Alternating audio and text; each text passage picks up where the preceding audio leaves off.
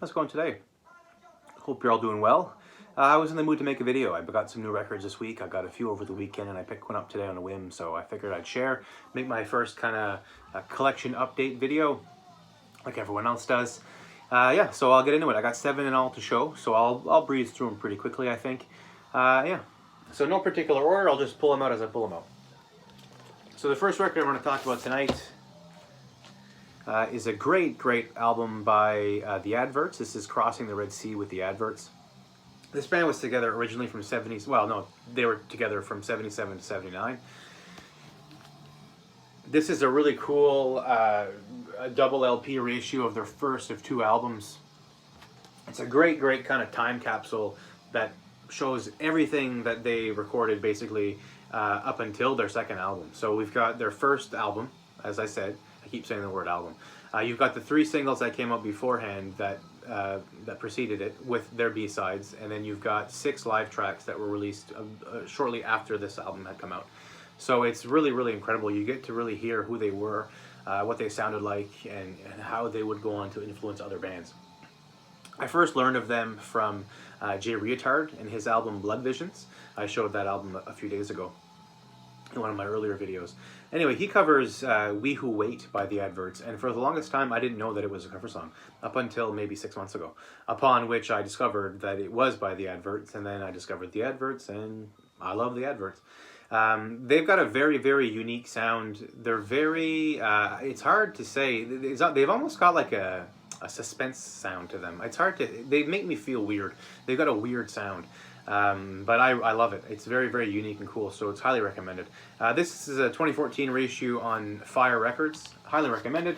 It's got a really nice, heavy booklet with really cool pictures and some essays and all the lyrics. So it's a really well done package, and it's available at a really fair price. So if you're in the market for some new punk rock or some punk rock history, check out The Adverts. Next up, we've got a band that I discovered a few months ago. Kind of a sad way to discover them. I discovered them when their guitar player Andy Gill passed away, so maybe you know who I mean now. This is Gang of 4 Entertainment. I'm pretty late to this party. I've heard the name for years and years, ever since I kind of got into punk rock and post-punk. I hate to say post-punk, I think it's such a silly name, but I guess it does mean something. But anyway, but I never really got into their stuff. I own, other than this, I've got the 12-inch for I Love a Man in a Uniform. But other than that, I never really dove into their stuff. So I picked this up, and I love it. It's very cool. It's very staccato guitars and very angular and trebly sound. And the bass work is incredible. This is highly recommended. Super socio-political lyrics. Very good. I'm sure you know, everyone watching knows who Gang of 4 is and probably owns this record, because I know it's heralded as a classic, but I never had it, so super happy to have it now, and I'll definitely be diving into the rest of their stuff. Just checking to see if there's anything else to show, but no, so Gang of 4, Entertainment. Next up, we got a record by a band I showed a few days ago, this is a record by a band, yes, yeah, I said it right, a band I showed a few days ago. This is music on vinyl reissue of Nighttime by Killing Joke. This is their I mixed up 2 words there. 5th record. Their second to feature Paul Raven on bass, who passed away about 13 years ago now. I first learned of him from his work in Ministry. He did a lot of work with Al Jorgensen. Yeah, so Killing Joke. This is a very gothic, dancey album. It's very good. It's very dark. The song 80s, I'm sure you've heard it before. If you haven't, put it on and you'll remember. Really good. So there's not much else to say. I'm sure you know who these guys are. Killing Joke with Nighttime. Next up, we've got 2 Boston hardcore bands. 2 Boston hardcore bands, but they sound very different. First with Jerry's Kids, Is This My World? This came out in '83 originally on Tang Records. Or no, not on Tang. This is on Tang. This is a reissue on Tang Records. So it's about midway through the original hardcore run, which a lot of people say is from '80 to '86. The drumming on this album is absolutely incredible. Some of the best drumming I've heard in punk rock. The musicianship is really great on here, but the drums stand out for me anyway. It's like Animal from the Muppets.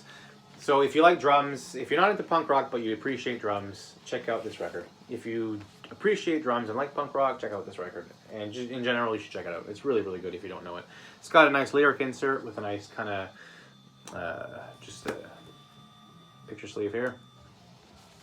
And it comes with a nice flyer from Tang, kind of history of Tang, mini poster, I guess, showing off all the releases up to the date, and some ads for some newer stuff. So I love those kinds of things. I love when labels put that stuff together.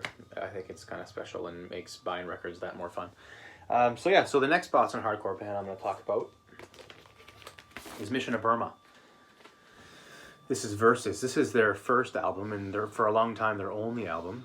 Came out in '82. Roger Miller, their guitarist and vocalist, suffered with really, really bad tinnitus and had to break the band up shortly after this came out. The band got back together in 2010, I believe, and have been releasing records ever since, so it's great to have them back. I've wanted this album for very, very many years. I'm not making sense tonight. I've wanted this album for many years, but never got around to picking it up. This is a really nice reissue on Matador. I wanted, or I still do want, the 2 LP reissue that has the extra tracks, but I'm not able to find it for the moment.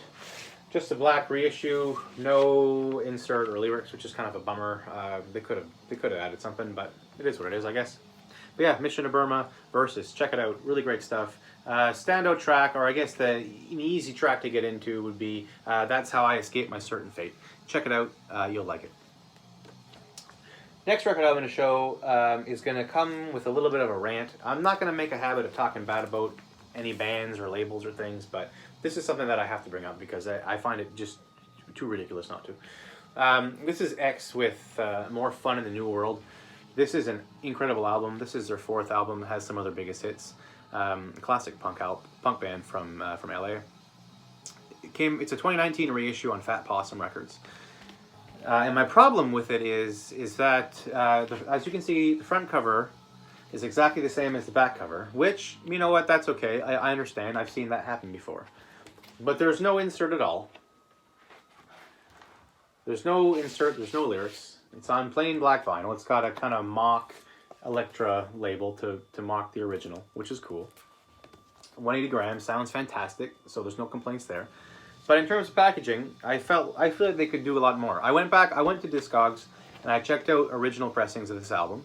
And sure enough, they've got a front cover and a separate back cover with the track listing and credits, and an insert with lyrics. Now, if they don't want to put out an insert, that's fine. But at least, you know, have a different back cover with the track listing. I checked out because they put out their X's first 4 records. They re-released them all last year, I think, or 2018 and 2019. And the other ones have back covers. So for some reason, this is the only one that kind of got the shaft. And what kind of prompted me to start this rant, or to even feel that way, is their kind of sticker here, the hype sticker that came with the album. We're trying our best. So their kind of slogan, I suppose. Well, I don't know. I think they put their foot in their mouth with that one. But anyway, regardless, it's a fantastic album, and you definitely didn't need it in your collection. If you can find an original, grab it. That's definitely my plan, is to pick up an original when I can find one. But X, More Fun in the New World. So yeah, check them out. So those are the 7 records, or the 6 records that I had gotten over the weekend. The next record I'm going to show is one that I picked up today, kind of on a whim. I obsessively scour the internet for records on Facebook Marketplace and Kijiji. And I noticed that there was a gentleman selling some records a few days ago for very, very cheap. So I waited a few days to see, you know, if I wanted to buy them or if they were still around. Sure enough, they were. So I decided to get one of them. And it's Weezer. It's Weezer Make Believe. I know to a lot of people this is their worst album, and truthfully, I had never listened to all of it until today. But it's good. It's very, very dark and down and self-loathing. It's probably the most negative Weezer album I've ever heard. It's definitely got some good tracks though. Beverly Hills, which came out, of course, as a single. This came out originally in 2005, sorry, and this is an original press, so it's super cool. Beverly Hills, we all know that song. Perfect Situation is another single. That one's okay. This Is Such a Pity is a great track, easily my favorite off the record. It reminds me of The Cars, or very new wave-ish. We Are All on Drugs, which is another single, which is okay. My Best Friend, which is okay. It's not a record that I was hunting for or that I was in the market for, but I love Weezer. I've loved Weezer, 20 plus years. So at the price that I got it for, I couldn't not get it. Eventually, I'd like to get all of their stuff, but I'm not in a huge rush for it. Regular black vinyl, nice lyric sleeve here. But yeah, so Weezer, Make Believe. So those were the 7 records that I got this week. Hope you enjoyed hearing about them. Last thing I'll show you, I guess, is a record that's playing now. This is really good stuff. This is Electric Funeral, Total Funeral. Great hardcore D-beat thrash. I guess the best way to describe them would be to read the hype sticker that comes on the original outer sleeve. So we've got here Electric Funeral.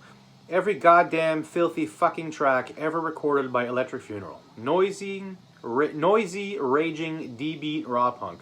53 disgusting tracks in total.